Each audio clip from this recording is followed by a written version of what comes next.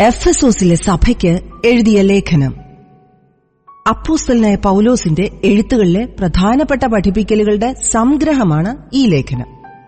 ദൈവം ക്രിസ്തുവിനെ മരണത്തിൽ നിന്ന് ഉത്ഥാനം ചെയ്യിച്ചത് വിവരിച്ചുകൊണ്ടാണ് ഈ കത്ത് ആരംഭിക്കുന്നത്. യഹൂദരും യഹൂദേതരരും തമ്മിലുള്ള വേർപാടിന്റെ നടിച്ചുവർ ഇടിച്ചു കളഞ്ഞ് യേശു അവരെ എങ്ങനെ ഒരുമിപ്പിച്ചു എന്ന് ഈ ലേഖനം തുടർന്നു പറയുന്നു. യേശുവിൽ വിശ്വാസമുള്ളവരെ ദൈവത്തിന്റെ പരിശുദ്ധാത്മാവ് സഭ എന്ന ഏക ശരീരത്തിന്റെ ഭാഗമായിരിക്കുവാൻ തെരഞ്ഞെടുത്തു.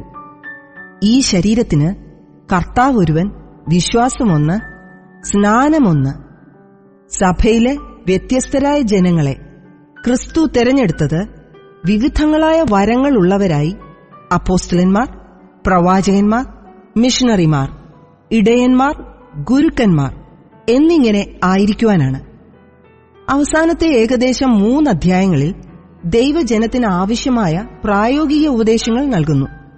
ദൈവജനം പിശാചിനോടും ഇരുട്ടിന്റെ അധികാരത്തോടും എതിർത്തു നിൽക്കുവാനായി ദൈവം നൽകുന്ന ആത്മീക സർവായുധവർഗത്തെപ്പറ്റിയുള്ള വിവരണവും ഈ ലേഖനം നൽകുന്നു. പൗലോസിന്റെ മിക്ക ലേഖനങ്ങളിലും അവ എഴുതിയതിന്റെ ഉദ്ദേശ്യം അതിൽ തന്നെ സൂചിപ്പിക്കുന്നുണ്ട്. എന്നാൽ എഫെസോസിലെ സഭയിൽ നിലവിലുള്ള ഏതെങ്കിലും പ്രത്യേക പ്രശ്നങ്ങളോ ചോദ്യങ്ങളോ ഈ ലേഖനത്തിൽ പറയുന്നില്ല. അങ്ങനെ സൂചനയില്ലാത്തതിനാൽ ഏത് കാരണത്താൽ പ്രസ്തുത ലേഖനം എഴുതി എന്ന് കൃത്യമായി പറയുവാൻ സാധ്യമല്ല. എന്നിരുന്നാലും അപ്പോസ്തലന്മാരുടെ പ്രവൃത്തികൾ 19-20 അധ്യായങ്ങൾ ഒരു സൂചന തരുന്നു.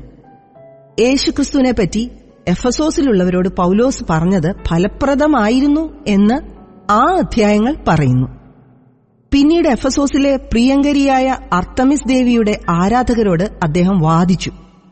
അവിടെ ഒരു ലഹള പൊട്ടിപ്പുറപ്പെടാൻ തുടങ്ങിയപ്പോൾ അവിടുത്തെ പ്രാദേശിക നേതാവ് പൗലോസിനെ ശിക്ഷിക്കാൻ വിസമ്മതിച്ചു. എന്നാൽ ആ പട്ടണം വിട്ടുപോകുന്നതാണ് നല്ലത് എന്ന് പൗലോസിന് തോന്നി.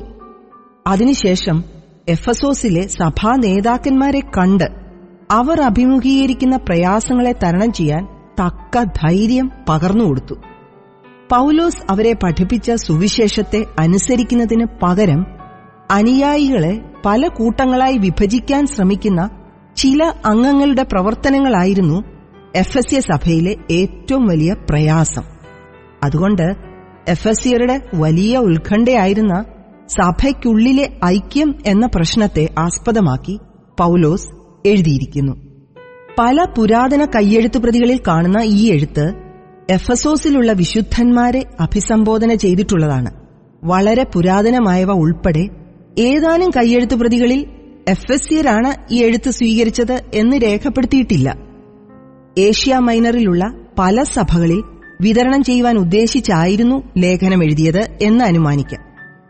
ഗ്രീക്ക് ഭാഷയുടെ രചനാശൈലി, എഫെസ്യ ലേഖനത്തിൽ ഉപയോഗിച്ച പദപ്രയോഗങ്ങൾ ഇവയെല്ലാം പൗലോസിന്റെ ഇതര ലേഖനങ്ങളിലെ പ്രയോഗങ്ങളിൽ നിന്ന് വ്യത്യസ്തമാണ്.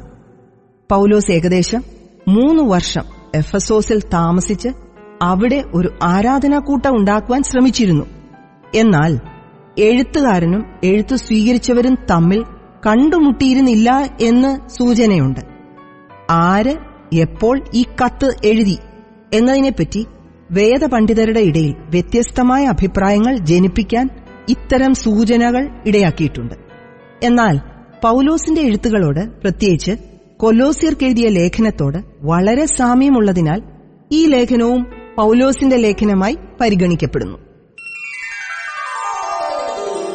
അപ്പോസ്തലനായ പൗലോസ് എഫേസ്യർക്കെഴുതിയ ലേഖനം, അധ്യായം 1. ദൈവേഷ്ടത്താൽ ക്രിസ്തുയേശുവിന്റെ അപ്പോസ്തലനായ പൗലോസ് എഫേസോസിലുള്ള വിശുദ്ധന്മാരും ക്രിസ്തുയേശുവിൽ വിശ്വാസികളുമായവർക്ക് എഴുതുന്നത്, നമ്മുടെ പിതാവായ ദൈവത്തെങ്കിൽ നിന്നും കർത്താവായ യേശുക്രിസ്തുവിങ്കിൽ നിന്നും നിങ്ങൾക്ക് കൃപയും സമാധാനവും ഉണ്ടാകട്ടെ. സ്വർഗത്തിലെ സകല ആത്മീക അനുഗ്രഹത്താലും നമ്മെ ക്രിസ്തുവിൽ അനുഗ്രഹിച്ചിരിക്കുന്ന നമ്മുടെ കർത്താവായ യേശുക്രിസ്തുവിന്റെ ദൈവവും പിതാവുമായവൻ വാഴ്ത്തപ്പെട്ടവൻ. നാം തന്റെ സന്നിധിയിൽ വിശുദ്ധരും നിഷ്കളങ്കരുമാകേണ്ടതിന് അവൻ ലോകസ്ഥാപനത്തിന് മുമ്പേ നമ്മെ അവനിൽ തിരഞ്ഞെടുക്കുകയും തിരുഹിതത്തിന്റെ പ്രസാദപ്രകാരം യേശുക്രിസ്തു മുഖാന്തരം നമ്മെ ദത്തെടുക്കേണ്ടതിന് അവൻ പ്രിയനായവനിൽ നമുക്ക് സൗജന്യമായി നൽകിയ തന്റെ കൃപാമഹത്വത്തിന്റെ പുകഴ്ചയ്ക്കായി സ്നേഹത്തിൽ നമ്മെ മുൻനിയമിക്കുകയും ചെയ്തുവല്ലോ. അവനിൽ നമുക്ക് അവന്റെ രക്തത്താൽ അതിക്രമങ്ങളുടെ മോചനമെന്ന വീണ്ടെടുപ്പുണ്ട്. അത് അവൻ നമുക്ക് താൻ ധാരാളമായി കാണിച്ച കൃപാധനപ്രകാരം സകല ജ്ഞാനവും വിവേകവുമായി നൽകിയിരിക്കുന്നു. അവനിൽ താൻ മുൻനിർണയിച്ച തന്റെ പ്രസാദത്തിന് തക്കവണ്ണം തന്റെ ഹിതത്തിന്റെ മർമ്മം അവൻ നമ്മോട് അറിയിച്ചു. അത് സ്വർഗ്ഗത്തിലും ഭൂമിയിലുമുള്ളത് എല്ലാം പിന്നെയും ക്രിസ്തുവിൽ ഒന്നായി ചേർക്ക എന്നിങ്ങനെ കാലസമ്പൂർണതയിലെ വ്യവസ്ഥയ്ക്കായിക്കൊണ്ടുതന്നെ അവനിൽ നാം അവകാശവും പ്രാപിച്ചു. തന്റെ ഹിതത്തിന്റെ ആലോചന പോലെ സകലവും പ്രവർത്തിക്കുന്നവന്റെ നിർണയപ്രകാരം മുൻ നിയമിക്കപ്പെട്ടത് മുമ്പിൽ കൂട്ടി ക്രിസ്തുവിൽ ആശവച്ചവരായ ഞങ്ങൾ അവന്റെ മഹത്വത്തിന്റെ പുകഴ്ചയ്ക്കാകേണ്ടതിനു തന്നെ അവനിൽ നിങ്ങൾക്കും നിങ്ങളുടെ രക്ഷയെക്കുറിച്ചുള്ള സുവിശേഷം എന്ന സത്യവചനം നിങ്ങൾ കേൾക്കുകയും അവനിൽ വിശ്വസിക്കുകയും ചെയ്തിട്ട് തന്റെ സ്വന്തം ജനത്തിന്റെ വീണ്ടെടുപ്പിനു വേണ്ടി തന്റെ മഹത്വത്തിന്റെ പുകഴ്ചയ്ക്കായിട്ട് നമ്മുടെ അവകാശത്തിന്റെ അച്ചാരമായ വാഗ്ദത്തത്തിൻ പരിശുദ്ധാത്മാവിനാൽ മുദ്രയിട്ടിരിക്കുന്നു.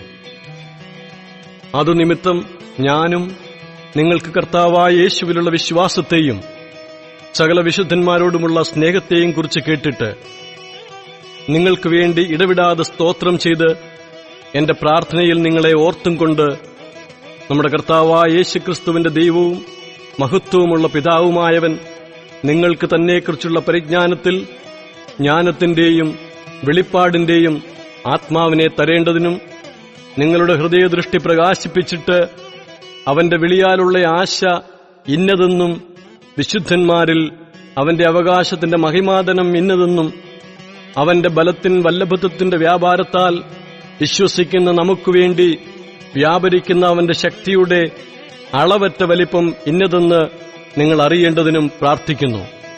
അങ്ങനെ അവൻ ക്രിസ്തുവിലും വ്യാപരിച്ച് അവനെ മരിച്ചവരുടെ ഇടയിൽ നിന്ന് ഉയിർപ്പിക്കുകയും സ്വർഗ്ഗത്തിൽ തന്റെ വലത്തുഭാഗത്ത് എല്ലാ വാഴ്ചയ്ക്കും അധികാരത്തിനും ശക്തിക്കും കർത്തൃത്വത്തിനും ഈ ലോകത്തിൽ മാത്രമല്ല വരുവാനുള്ളതിലും വിളിക്കപ്പെടുന്ന സകല നാമത്തിനും അത്യന്തം മീതെ ഇരുത്തുകയും സർവവും അവന്റെ കാൽ കീഴാക്കി വെച്ച് അവനെ സർവത്തിനും മീതെ തലയാക്കി എല്ലാറ്റിലും എല്ലാം നിറയ്ക്കുന്നവന്റെ നിറവായിരിക്കുന്ന അവന്റെ ശരീരമായ സഭയ്ക്ക് കൊടുക്കുകയും ചെയ്തിരിക്കുന്നു.